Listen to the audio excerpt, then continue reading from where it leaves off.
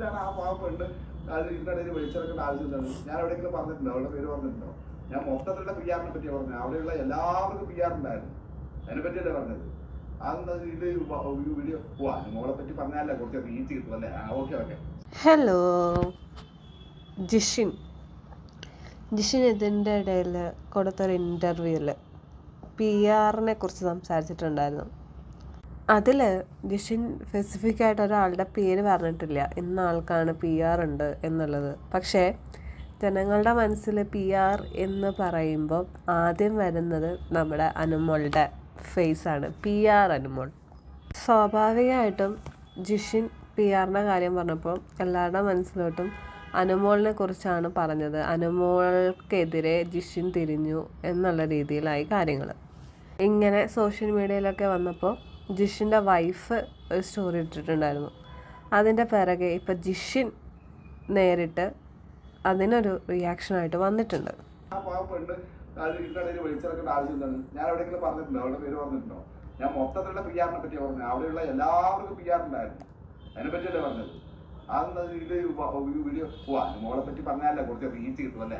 Okay okay ശരി എന്തൊക്കെയാണ്. പക്ഷെ അത് പറയുമ്പോൾ ആലോചിക്കേണ്ട ഒരു കാര്യം എന്താണോ? വളരെ ആത്മാർത്ഥമായിട്ട് അവിടെ ഈ പറയുന്ന വൈൽഡ് കാർഡ് എൻട്രിയിൽ ഞാൻ കയറിയതിന് ശേഷം മുതൽ അവിടുന്ന് മുതൽ ഞാൻ ഇപ്പോൾ ലാസ്റ്റ് ഒരു വീക്ക് ഫൈനൽ വീക്കിൽ കയറുമ്പോഴും ഞാൻ അപ്പോഴും ഇപ്പോഴും എപ്പോഴും അങ്ങനെ തന്നെ ആയിരിക്കും. എന്ന് വെച്ചാൽ ഞാൻ അനുമോള്, ഷാനവാസ് ഇവർ രണ്ടുപേരുമാണ് എനിക്ക് അവിടെയുള്ള എൻ്റെ ഫ്രണ്ട്സ്. എനിക്ക് മുമ്പേ അറിയുന്നത്. ബാക്കിയുള്ളവരൊക്കെ എനിക്ക് അവിടെ ചെന്നിട്ട് കണ്ടുള്ള പരിചയമാണ്. അപ്പോൾ സ്വാഭാവികമായും നമ്മുടെ ഫ്രണ്ട്സ്, ഈ പറയുന്ന നിങ്ങളുടെ ഫ്രണ്ട്സ് ആരെങ്കിലും ഉണ്ടെങ്കിൽ അവർക്കൊരു പ്രയോറിറ്റി നമ്മൾ കൊടുക്കില്ലേ?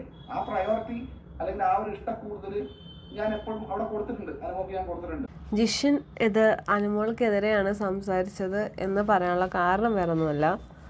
ഈ ബിഗ് ബോസിൽ നിന്ന് ഇറങ്ങിയ ആൾക്കാർ അല്ലെങ്കിൽ റീ എൻട്രിക്ക് ബിഗ് ബോസിലോട്ട് കയറിയ സമയത്ത് ഉള്ള ആൾക്കാർ അനുമോൾക്ക് പി ആർ ഉണ്ട് അല്ലെങ്കിൽ അനുമോളുടെ പി ആറിനെ കുറിച്ചാണ് സംസാരിച്ച് അത് വലിയ പ്രശ്നമാക്കിയത്. അതുകൊണ്ട് തന്നെ ജിഷിനും ഇങ്ങനെ സംസാരിച്ചപ്പോൾ സ്വാഭാവികമായിട്ടും ആൾക്കാർ അനുമോളുടെ പിറകിൽ നിന്ന് ജിഷിൻ കുത്തി എന്നുള്ള രീതിയിലായി കാര്യങ്ങൾ ചെന്നിരുന്നത്. പിന്നെ അനുമോൾ ജയിച്ചത് പി ആർ ആയിട്ടാണ്. ശരിക്കാണ്, അനുമോൾ ജയിച്ചത് പി ആറിൻ്റെ ഭാഗമായിട്ടാണ്. ഞാനും അതിൽ അന്നും ഇന്നും ഉറച്ചു നിൽക്കുന്നു.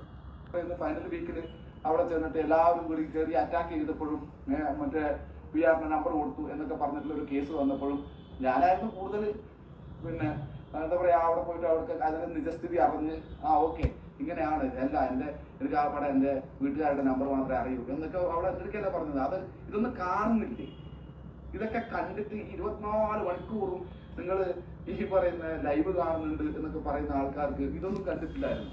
ഇത് കഴിഞ്ഞിട്ട് ഞാൻ എന്താ പറയാ എയർപോർട്ടിൽ വന്നിറങ്ങിയപ്പോഴും ഞാൻ പറഞ്ഞ ഒരേ ഒരു കാര്യം ഇതായിരുന്നു. പലരും ചോദിക്കുന്നു എന്താണ് അനുമോള് പി ആർ കൊടുത്ത്. ഇവിടെ പി ആർ കൊടുത്താലും ജയിക്കാൻ പറ്റൂല. പി ആർ കൊടുത്താലും നമ്മൾ അവിടെ പോയി എന്തെങ്കിലും കണ്ടന്റ് കൊടുത്താൽ മാത്രമേ ജയിക്കാൻ വേണ്ടി പറ്റൂ. സത്യമാണ്, കോണ്ടന്റ് എന്തെങ്കിലും ഉണ്ടെങ്കിൽ മാത്രമേ പി ആറിനെ കൊണ്ട് ഉപകാരമുള്ളൂ, സമ്മതിക്കുന്നു.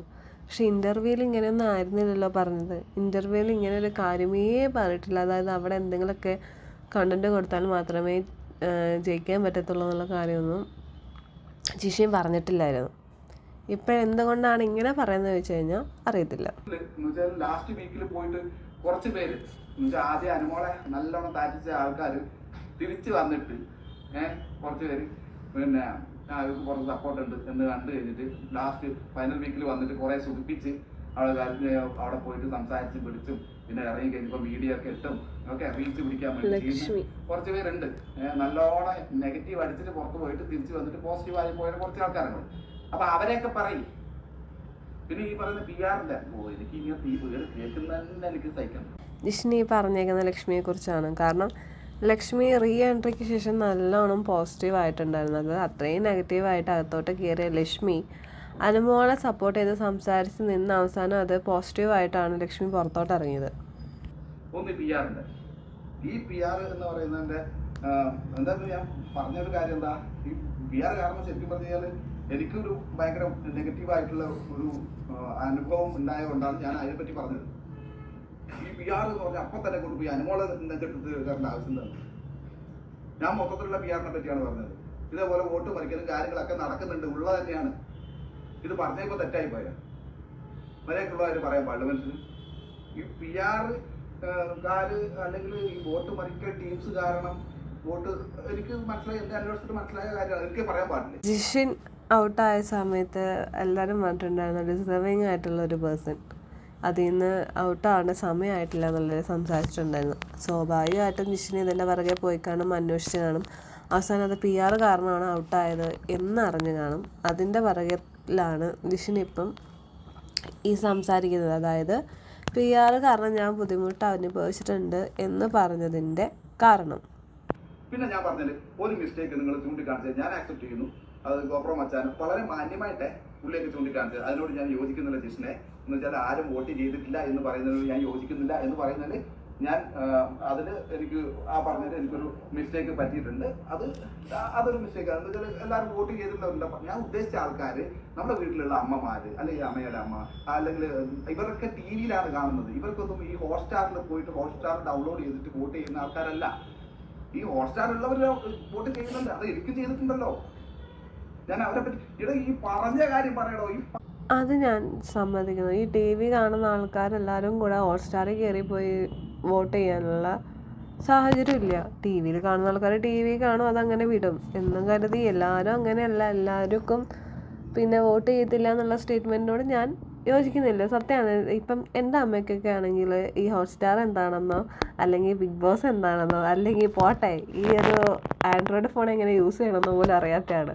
അങ്ങനെയുള്ള ആൾക്കാർ വോട്ട് ചെയ്യത്തില്ല. അല്ലാതെ ആൾക്കാർ വോട്ട് ചെയ്യുന്നുണ്ട് ജിഷിനെ. അതുകൊണ്ട് ആരും വോട്ട് ചെയ്യുന്നില്ല എന്നുള്ള സ്റ്റേറ്റ്മെൻറ്റ് അത് തെറ്റാണ്.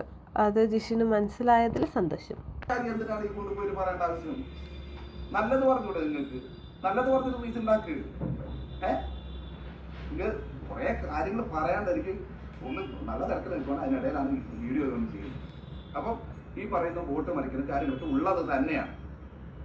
ഈ പറയുന്ന ചൈത്യ വിൻസി ഇറങ്ങുന്ന സമയത്ത് വിൻസി ഔട്ടാക്കുന്ന സമയത്ത് ചൈത്യയായിരുന്നു ഔട്ടാവേണ്ടിയിരുന്നത്. പക്ഷെ ചൈത്യനെ അവിടെ നിർത്തിയിട്ട് വിൻസിനെ ഔട്ടാക്കിച്ചതാണ് എന്ന് ഒരു PR പറഞ്ഞിട്ടുണ്ടായിരുന്നു. അന്നൊന്നും നിങ്ങൾക്ക് ഈ റിയാക്ഷൻ വീഡിയോ കയ്യിൽ വന്നില്ലേ എന്ന് അന്ന് പറയാൻ കണ്ടില്ലേ? ഈ ഞാൻ പറഞ്ഞ ഒരു കാര്യത്തെ പിടിച്ചിട്ടാണ്, അതും ഞാൻ പറയാത്ത ഒരു കാര്യത്തെ പറ്റി പറഞ്ഞു എന്ന് പറഞ്ഞിട്ട് ഇങ്ങനെ ആക്കിയിട്ടാണോ റീച്ച് ഉണ്ടാക്കുന്നത്? യൂട്യൂബിൽ വീഡിയോ ചെയ്യുന്ന ആൾക്കാർ, അതായത് റിയാക്ഷൻ വീഡിയോസ് ചെയ്യുന്ന ആൾക്കാർ അവരുടെ അഭിപ്രായങ്ങളാണ് പറയുന്നത്. അതിന് ജിഷിൻ എന്ത് പറഞ്ഞിട്ടും കാര്യമില്ല.